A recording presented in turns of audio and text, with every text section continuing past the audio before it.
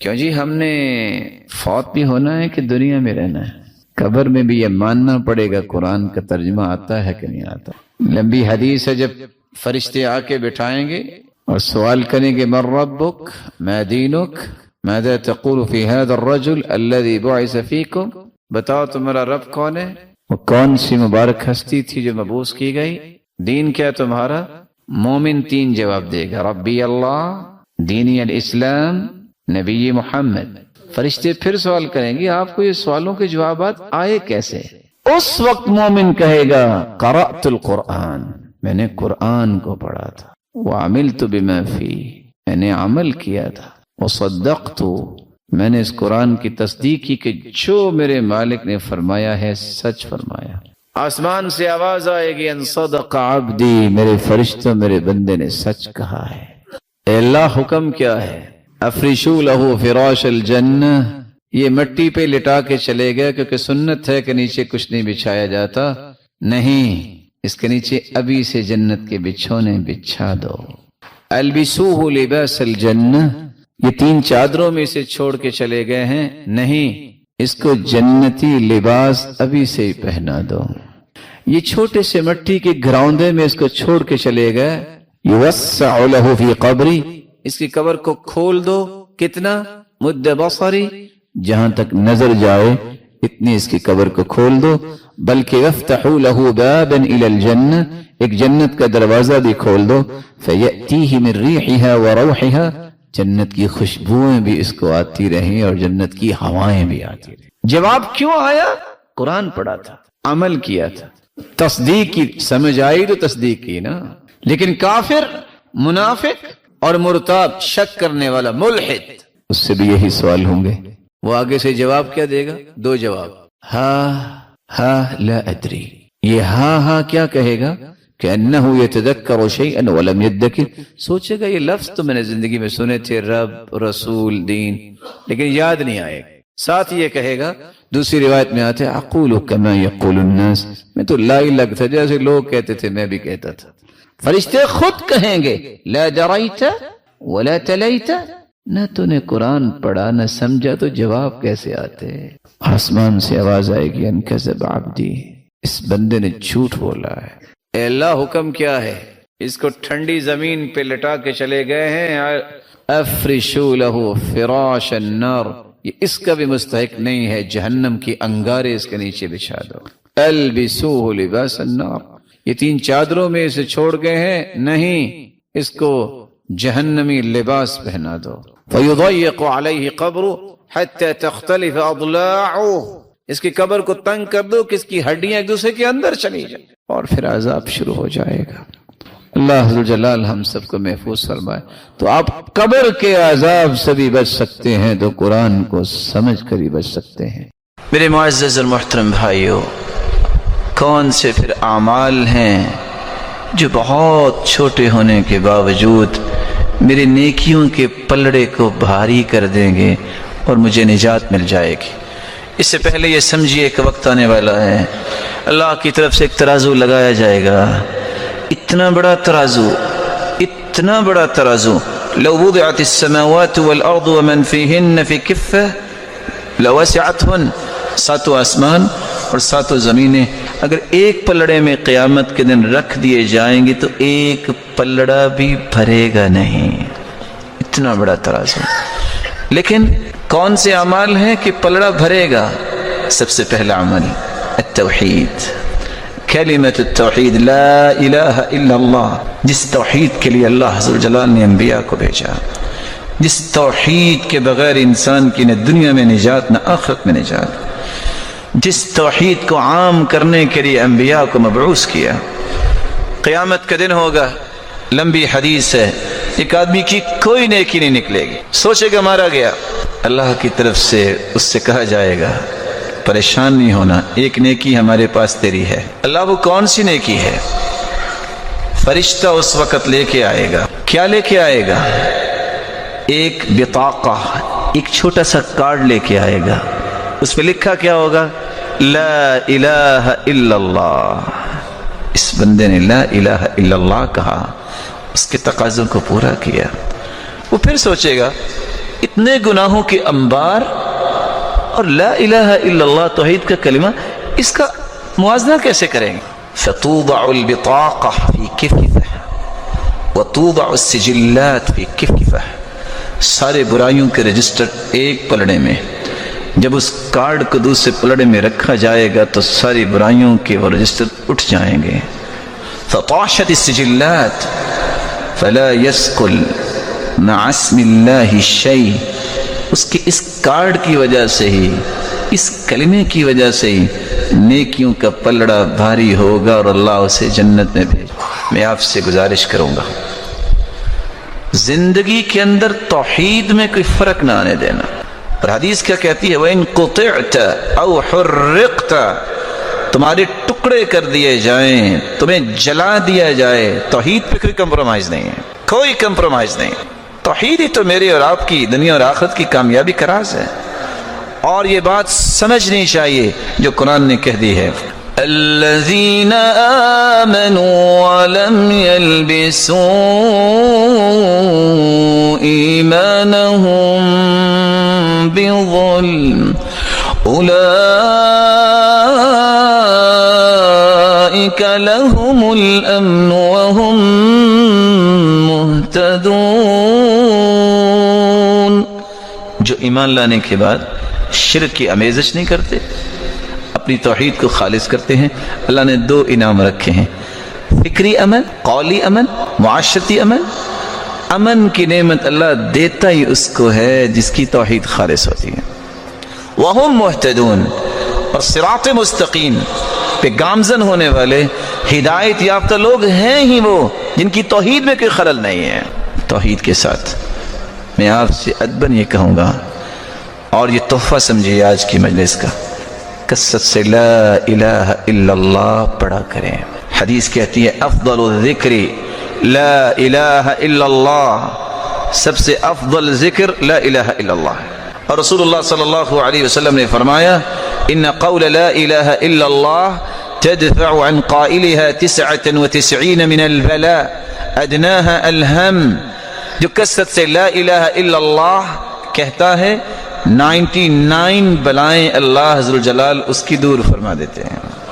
ادناها الہم، اور سب سے گھٹیا بلا غم ہے.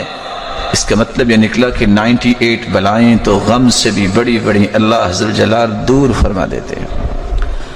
دوسرا عمل جو بہت چھوٹا ہے لیکن میرے نام اعمال میں نیکیوں کے پلڑے کو بھاری کر دے گا. حدیث کو پھر دوبارہ یاد کیجئے، 7 آسمان اور 7 زمینیں پلڑے میں رکھی جائیں تو پلڑا بھرے گا نہیں. میں ایک کلمہ بولنے لگا ہوں، ذرا دہرائیے گا، الحمدللہ. کتنا وقت بنا ہے؟ کتنے سیکنڈ لگے؟ 2 سیکنڈ. صحیح مسلم کی روایت ہے، جو رب کے فیصلوں پہ راضی ہو کے جس حال میں اللہ نے رکھا ہے خوش ہو کے کہہ دیتا ہے الحمدللہ، اللہ تیری ہی تعریف ہے، میں تو اس لائق بھی نہیں تھا جو تو نے عطا کر رکھا ہے. الحمدللہ تملأ المیزان، جو الحمدللہ کہتا ہے قیامت کے دن ترازو کے دونوں پلڑے اللہ ذوالجلال نیکیوں سے بھر دیں گے. الحمدللہ. وافضل الدعاء الحمدللہ. رسول اللہ صلی اللہ علیہ وسلم نے فرمایا سب سے افضل دعا بھی الحمدللہ ہے. تو جہاں لا الہ الا اللہ کثرت سے پڑھا کرو، توحید کو خالص کرو، وہاں الحمدللہ کا ورد نہ بھولیے. تیسرا عمل بہت چھوٹا ہے لیکن اس سے میرے نام اعمال میں نیکیوں کا پلڑا بھاری ہو جائے گا. کلمتان حبیبتان الی الرحمن خفیفتان علی اللسان ثقیلتان فی المیزان سبحان اللہ وبحمدہ سبحان اللہ العظیم. 2 کلمات اللہ کو بہت پیارے ہیں، زبان پہ بہت ہلکے ہیں، اور قیامت کے دن نام اعمال میں بہت وزنی ہوں گے. کون سے کلمات ہیں؟ سبحان اللہ وبحمدہ سبحان اللہ العظیم. کثرت سے پڑھا کریں. اللہ کے رسول نے فرما دیا، اور صحیح بخاری کی روایت ہے، اللہ کا ذکر یہ انسان کے نام اعمال کو نیکیوں سے بھر دے گا اور دنیا میں بھی سکون ملے گا. الذين آمنوا وتطمئن قلوبهم بذكر الله ألا بذكر الله تطمئن القلوب. اللہ نے انسان کے دل میں سکون رکھا ہے تو اللہ کے ذکر سے ممکن ہے. سبحان اللہ و بحمدہ سبحان اللہ العظیم اگر لمبا ہے آپ اس کو چھوٹا کر سکتے ہو.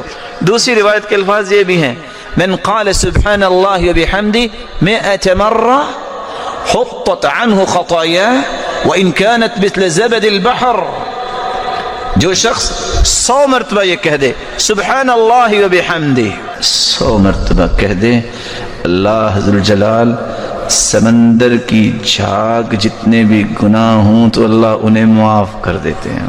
چوتھا عمل رسول اللہ صلی اللہ علیہ وسلم نے فرمایا اثقل شیء فی المیزان الخلق الحسن. حسن اخلاق قیامت کے دن سب سے بھاری عمل ہوگا جو انسان کے نام اعمال میں سب سے وزنی ہوگا. حسن اخلاق سے مراد نرم گفتگو، اچھی گفتگو، عدل و انصاف کی گفتگو. بلکہ 3 لفظوں پہ غور کیجئے طلب الحلال اجتناب المحارم والتوسعة على العيال. اخلاق یہ ہے حلال کی تلاش کرو، حرام سے بچ جاؤ اور گھر والوں پہ وسعت کرو. اللہ کے رسول صلی اللہ علیہ وسلم نے اس لیے فرمایا ان من احبکم الیہ واقربکم منی مجلسا یوم القیامہ احاسنکم اخلاقا. سب سے پیارا وہ ہوگا، سب سے قریب میرے وہ ہوگا قیامت کے دن جس کا اخلاق اچھا ہے. جو شخص حرام کھاتا ہے، جو شخص حلال کی طلب نہیں کرتا، اس کا اخلاق کیا ہے؟ یہ میں بات کیوں کہہ رہا ہوں؟ آج کسی کے چکر یورپ میں لگ جائے، جو ہی اپنے ملک میں لینڈنگ ہوتی ہے تو طائفوں کے پل باندھتا ہے. امریکہ اور کینیڈا میں بہت اخلاق ہے. کون سا اخلاق؟ سود کھانے والے کا اخلاق ہے؟ حرام کو اپنی زندگی کا مشن بنانے والا اس کا اخلاق ہے؟ ان کی ضرورت ہے کہ کس طرح لوگوں کو اپنے ساتھ ملاتے ہیں. مسلمان کا مشن اتنا سستا نہیں ہوتا کہ چند باتوں کو دیکھ کے وہ اپنا مشن بدل لے. اور یہ بات بھی حقیقت ہے، یہ مسلمانوں کا مزاج ہونا چاہیے اخلاق. جو اگر کافر بھی لے لے گا تو دنیا میں اس کو بدلہ تو ملتا ہے اس کو بھی، ہاں آخرت میں کچھ نہیں ملے گا کیونکہ اس نے اللہ اور اس کے رسول پر ایمان کی وہ حقیقت کو سمجھا نہیں اور محمد مصطفیٰ پہ ایمان لایا نہیں ہے. تو چوتھا عمل جس سے بہت چھوٹا عمل جس سے میرے نام اعمال میں نیکیوں کا وزن بھاری ہوگا اور مجھے جنت ملے گی. 5واں عمل رسول اللہ صلی اللہ علیہ وسلم نے فرمایا بخن لخمس ما اسقلهن في الميزان لا اله الا الله وسبحان الله والحمد لله والله اکبر. بہت بڑی کامیابی اس کے لیے جس کے اندر 5 چیزیں آ گئیں اور اتنے بھاری عمل ہیں یہ اللہ کے ہاں قیامت کے دن میزان میں کہ اس کے بارے میں کچھ بتایا ہی نہیں اللہ کے رسول نے. وہ 5 چیزیں کون سی ہیں؟ لا الہ الا اللہ، سبحان اللہ، والحمد للہ، واللہ اکبر. 4 چیزیں. اور 5ویں والولد الصالح یتوفى للمرء المسلم فيحتسبه. جس کا نیک بیٹا فوت ہو جائے اور اجر کی امید پر وہ صبر کرتا ہے. اتنا بڑا یہ عمل ہے کہ قیامت کے دن اس کی نیکیوں کا پلڑا بھاری ہوگا اور یہ جنت میں چلا جائے گا. 6واں عمل جس کو آج ہم وقت نہیں دیتے، کاش مجھے اور آپ کو یہ بات سمجھ آ جائے. مسلمانوں کو اگر میں خوشی نہیں دے سکتا تو غم تو نہ دوں. میں اگر مسلمانوں کی خیر خواہی اور ہمدردی تو نہیں کر سکتا تو ان کو تکلیف تو نہ دوں. یہی نصیحت سلف کی ہوتی تھی. لیکن اللہ کے رسول کا فرمان ہے من استغفر للمؤمنین والمؤمنات كان له بكل مؤمن ومؤمنة حسنة. جو شخص صرف اتنا کہہ دیتا ہے اللہم اغفر للمؤمنین والمؤمنات، اللہ مومن مردوں کو معاف کر دے، مومنہ عورتوں کو معاف کر دے. سیکنڈ لگتے ہیں 5 سے 6. کہہ کے دیکھیے اللہم اغفر للمؤمنین والمؤمنات، مسلمانوں کے لیے دعا کرنا. ملے گا کیا؟ كان له بكل مؤمن ومؤمنة حسنة. آدم سے لے کر قیامت تک آنے والے جتنے بھی مومن مرد اور مومنہ عورتیں ہوں گی، اتنی تعداد میں اس کے نامہ اعمال میں نیکیاں لکھ دی جاتی ہیں. دعا کیا کریں اپنے لیے بھی، مومن بھائیوں کے لیے بھی، مومنہ عورتوں کے لیے بھی، تاکہ اس دعا کے نتیجے میں ان کی بھی خیر خواہی ہو اور فرشتے آپ کے لیے دعا کریں گے. دعوت المرء المسلم بظهر الغیب مستجابہ عند رأسه ملک موکل به یقول آمین ولک بمثل. رسول اللہ صلی اللہ علیہ وسلم نے فرمایا جب بندہ کسی کے لیے دعا کرتا ہے وہ سامنے نہیں ہے، اللہ اس کی دعا کو قبول بھی فرماتے ہیں اور ایک فرشتے کو مقرر کرتے ہیں جو آمین کہتا ہے اور ساتھ یہ بھی کہتا ہے اے اللہ آمین میں نے کہہ دی ہے کہ دعا اس کی قبول فرما، اور یہ دعا اس کے حق میں بھی قبول فرما جو دعا کرنے والا ہے. اگلا عمل جو بہت چھوٹا ہے، 7واں عمل جس کو آج مسلمانوں نے رواج بنا لیا، حالانکہ یہ بہت بڑی نیکی ہے. کوئی فوت ہو جائے، کیوں جنازے میں جانا ہے؟ نہ گیا تو ناراض ہو جائے گا، کوئی نیکی نہیں. میں اگر وہاں اپیئر نہ ہوا تو لوگ کہیں گے کیا، اوے وہ نہیں آیا. نہیں میرے بھائی، نیت کو خالص کرو. اس نیت سے جنازہ پڑھنے جاؤ، اللہ کے رسول کے فرمان کو سوچو.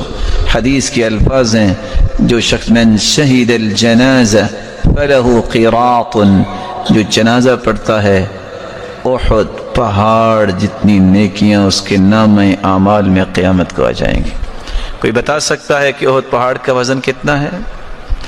اور جو دفنا کے آتا ہے اللہ عز و جلال اسے 2 احد پہاڑ جتنی نیکیاں عطا کرتے ہیں. اس لیے جنازہ پڑھنے کے لیے نیت کر کے جایا کرو کہ اللہ میں صرف تیری رضا کے لیے جا رہا ہوں، مجھے اجر چاہیے، مجھے ثواب چاہیے، اللہ تیری رضا چاہیے، لوگوں کی رضا نہیں چاہیے. 8واں عمل جو آپ بہت چھوٹا عمل ہے لیکن آپ کے نام اعمال میں بہت بھاری نیکی بنے گی. من تصدق بعدل تمرہ، جو شخص کھجور کے برابر صدقہ کرتا ہے. کوئی بھائی بتائے گا کہ ایک کھجور کتنے کی آتی ہے؟ ایک کھجور اگر خریدنی ہو تو کتنے کی آئے گی؟ بھائی کہہ رہے ہیں فری میں مل جائے گی. اللہ آپ کو فری میں ہی جنت دے دے. پھر بھی کتنے کی آئے گی ایک؟ میرے پیارے بھائی وہ سونے کی کھجور ہے 10 ریال کی. اچھا 9 ریال کی، 9 ریال. چلو شاید کوئی اچھی پیکنگ میں ہو اور اجوال عالیہ ہو تو ہو سکتا ہے کہ ریال کی بھی ہو. 1 ریال کی کیا قیمت ہے؟ من تصدق بعدل تمرہ، جو کھجور کے برابر صدقہ کرتا ہے. بس اوقات جب میں صدقہ کرتا ہوں، آپ صدقہ کرتے ہیں تو کیا ہوتا ہے؟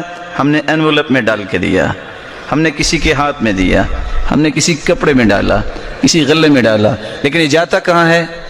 اللہ کے دائیں ہاتھ میں جاتا ہے. فإن اللہ يربيها كما يربي أحدكم فلوة أو فلوة حتى تكون مثل الجبل. قیامت کا دن ہوگا، ایک پہاڑ چلتا چلتا آئے گا. یا رب ما هذا، اللہ یہ کیا، میں نے تو یہ نیکی نہیں کی. انا عارف اعمالی، میں اپنے اعمال کو جانتا ہوں.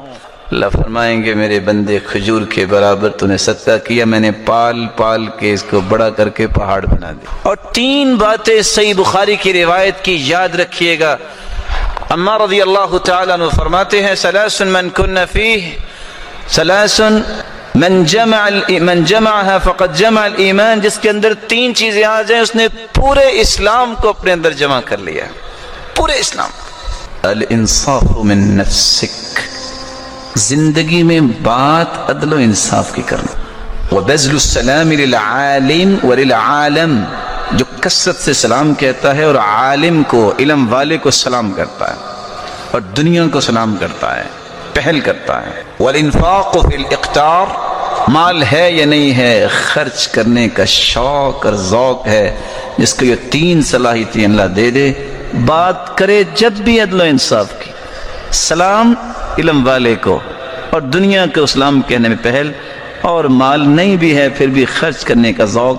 فقد جمع الایمان، اس نے سارے ایمان کو جمع کر لیا.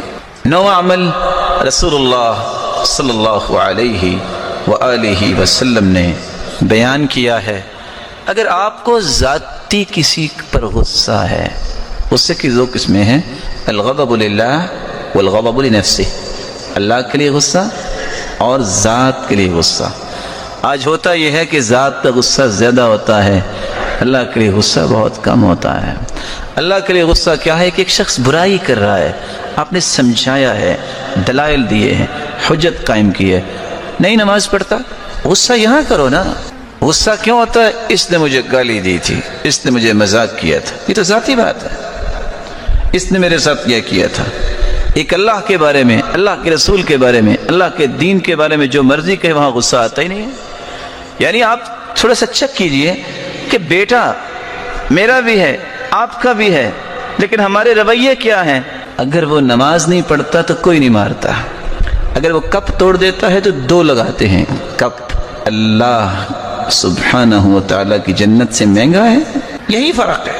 نمازیں ساری ضائع کر دے، غصہ نہیں آتا، دکان پہ 8 گھنٹہ لیٹ جائے، سارا دن گالیاں بھی کھاتا ہے، جھڑکیاں بھی لیتا ہے، مار بھی کھاتا ہے، اس کا مطلب یہ ہے کہ مارنے والا، یہ گالیاں دینے والا دنیا کے نشے میں دھت ہے، اس کو دین کی غیرت نہیں ہے۔ عبداللہ ابن عمر رضی اللہ تعالی عنہ، بیٹے نے صرف اتنی بات کی ہے، ہم عورتوں کو مسجدوں میں جانے سے روکیں گے۔ کہا اللہ کے رسول کا فرمان ہے، لا تمنعوا اماء اللہ مساجد اللہ، عورتوں کو مسجدوں میں جانے سے مت روکو۔ وہ عبداللہ ابن عمر جن سے بڑھ کے صحابہ کہتے تھے کوئی سنت کا پابند نہیں، جن کا اخلاق اللہ کے رسول جیسا، ادل صمتا وہدیا، تھپڑ اپنے بیٹے کو اور 2 مہینے تک بات نہیں کی۔ تجھے جرت کیسے ہوئی اللہ کے رسول کی بات کے مقابلے میں زبان کھولنے کی؟ اور ابن حجر تو لکھتے ہیں کہ زندگی بھر پھر بقیہ انہوں نے اپنے بیٹے سے کلام نہیں کی۔ اللہ کے لیے غصہ کرو نا، ذاتی غصے کو چھوڑو۔ رسول اکرم صلی اللہ علیہ وآلہ وسلم نے اس لیے فرمایا، من کظم غیظا وهو قادر على ان ينفذه دعاه الله يوم القيامة على رؤوس الخلائق حتى يخيره الله من الحور العين ما شاء۔ جس کو غصہ آیا ہے اپنے غصے کو نکال بھی سکتا ہے، بدلہ لے بھی سکتا ہے، لیکن کہتا ہے اللہ تیری رضا کے لیے میں معاف کرتا ہوں۔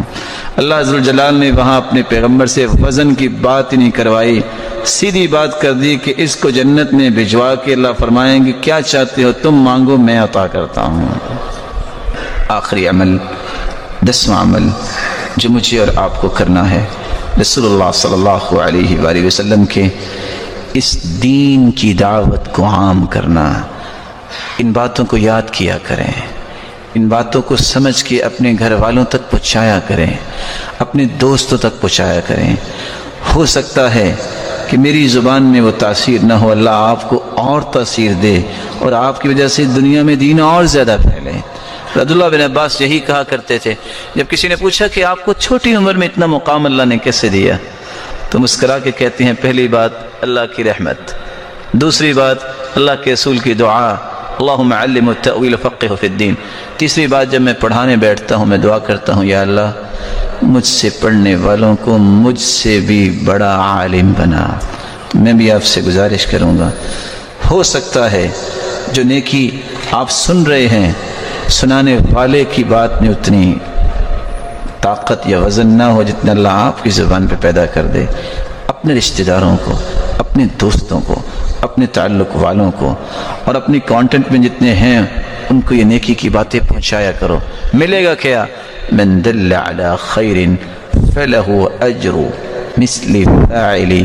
آپ ایک پیغام دیتے ہیں کسی کو، اگر زندگی جب تک ہے لاکھوں کروڑوں لوگ اس بات کو سن کے عمل کرتے ہیں، سب کو برابر کا اجر تو ملے گا، لیکن ان سب کے برابر آپ کو اللہ سبحانہ و تعالی اکیلے کو اجر عطا کریں گے۔ آپ اگر دین کے لیے نکلے ہیں اور دین کے لیے نکلتے وقت آپ کے جوتے پہ گرد تو پڑی ہوگی، آپ کے لباس پہ بھی گرد پڑی ہوگی۔ حدیث کے الفاظ ہیں، جو بندہ باوضو ہو کے مسجد آتا ہے 2 مقصد لے کے، لا يريد فيه الا ان يتعلم خيرا او يعلمه، سیکھنے کی غرض سے یا سکھانے کی غرض سے۔ حالانکہ گھر سے وضو کیا، اپنے پڑوس میں مسجد میں آیا ہے، روایت کے الفاظ ہیں فَأَجْرُهُ كَأَجْرِ الْحَاجِّ الْمُحْرِمِ، اس کو اجر اتنا ہی ملتا ہے کہ جتنا ایک حاجی احرام باندھ کے حج کرنے جا رہا ہے۔ کتنے لوگ پریشان ہوتے ہیں کہ میں حج نہیں کر سکا۔ اگر یہ عمل انسان جاری کرے، دن میں 5 حج اس کا اجر لے سکتا ہے، اور ہفتے میں کتنے ہوں گے؟ 35 حج، اور مہینے میں کتنے ہوں گے؟ 150 حج۔ صحیح ترغیب کی روایت ہے۔ اور یہی شخص گھر سے باہر نکلے، گرد پڑتی ہے لباس پہ، جوتے پہ، اصابہ مسکن یوم القیامہ، جتنی گرد اس پہ پڑتی ہے رب تعالیٰ اتنی جنت میں کستوری عطا کر دیتے ہیں۔ من سلک طریقا یلتمس فیہ علما سہل اللہ لہ بہ طریقا الی الجنہ، جو اس راستے پہ نکلتا ہے کہ میں نے سیکھنا اور سکھانا ہے، اللہ اس کے لیے جنت کا راستہ آسان کر دیتے ہیں۔ ان الملائکۃ لتضع اجنحتها رضا بما يطلب لطالب العلم رضا بما يطلب، یہ قدم پہلا باہر رکھتا ہے، یہ بھی انسان ہے جو سیکھنے اور سکھانے کے لیے نکلتا ہے، دین کی دعوت کے لیے نکلتا ہے، اللہ کے نورانی فرشتے اس کے لیے پر بچھا دیتے ہیں۔ اور اللہ کے رسول صلی اللہ علیہ وسلم نے فرمایا تھا لَتَأْمُرُنَّ بِالْمَعْرُوفِ وَلَتَنْهَوُنَّ عَنِ الْمُنْكَرِ، تم نیکی کا حکم کیا کرو، برائی سے منع کیا کرو۔ اگر یہ کام نہیں کرو گے یوشک ان یعمہم اللہ بعقاب من عنده، اللہ سبحانہ وتعالیٰ تم سب کو اس عذاب میں مبتلا کریں گے۔ ثم لتدعنہ فلا یستجاب لکم، پھر تم دعائیں بھی کرو گے، اللہ تمہاری دعاؤں کو قبول نہیں کریں گے۔ میں آپ سے گزارش کروں گا، آخر تو آپ ویکنڈ پہ کسی کو ملنے جاتے ہو، کوئی آپ کے پاس آتا ہے، بھلا زندگی کا مقصد صرف کھانا پینا رہ گیا ہے؟ بیٹھو، کھاؤ بھی، پیو بھی، ملو بھی، آپ کیوں نہیں اس وقت کہتے میرے بھائی آپ پسند فرمائیں گے میں آپ کو 2 حدیثیں سنا دوں؟ میرے بھائی ہم کو دین کی بات نہ کر رہے ہیں۔ صحابہ جو عدول ہیں، جنتی ہیں، ایک دوسرے کو ملتے تو کہتے تعال تعال نؤمن ساعہ، آؤ ذرا بیٹھو ایمان تازہ کر لیں۔ مجھے اور آپ کو ایمان تازہ کرنے کی ضرورت نہیں ہے، مزاج بناؤ، عادت بناؤ، میں نے خیر کی بات سننی ہے اور سنانی ہے۔ لَأَن يَهْدِيَ اللَّهُ بِكَ رَجُلًا وَاحِدًا خَيْرٌ لَكَ مِنْ حُمُرِ النَّعَمِ، ایک بندے کی ہدایت اگر آپ کے ہاتھ سے ہو گئی تو یاد رکھنا یہ سرخ اونٹوں سے بھی زیادہ قیمتی ہے۔ اللہ عز وجل مجھے اور آپ کو اس بات کی توفیق عطا فرمائے، اور اللہ عز وجل ہمیں نیکیاں کرنے کی توفیق عطا فرمائے۔ مالک الملک ہمیں برائیوں سے بچائے، ہم بہت خطا کار ہیں، اللہ ہمارے گناہوں کو معاف فرما دے، لغزشوں سے درگزر فرمائے، اور اللہ عز وجل جتنے روشن چہرے سن رہے ہیں مولا کریم ان پہ جہنم کی آگ حرام کر دے۔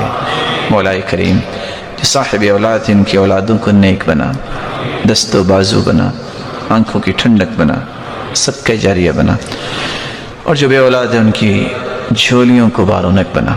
اے اللہ جو صاحب مال ہیں ان کے مال میں برکت فرما۔ مولا کریم ان کو حاسدوں کی حسد اور شریروں کی شرارت سے بچا۔ جو بے روزگار ہیں اللہ ان کو تونگر بنا دے، تیرے خزانے بہت وسیع ہیں۔ جو مقروض ہے ان کو غیبی خزانوں سے مدد فرما، اللہ سب کے لیے آسانیاں فرما دے۔ مولا کریم سب کو توکل اور یقین نصیب فرما دے۔ مولا کریم جس طرح تیرے گھر میں جمع ہیں سب کو والدین، اولادوں، رشتہ داروں کے ساتھ جنت الفردوس میں اپنے محبوب کی رفاقت نصیب فرما اور اپنے دیدار کا مستحق بنا۔ وآخر دعوانا ان الحمد للہ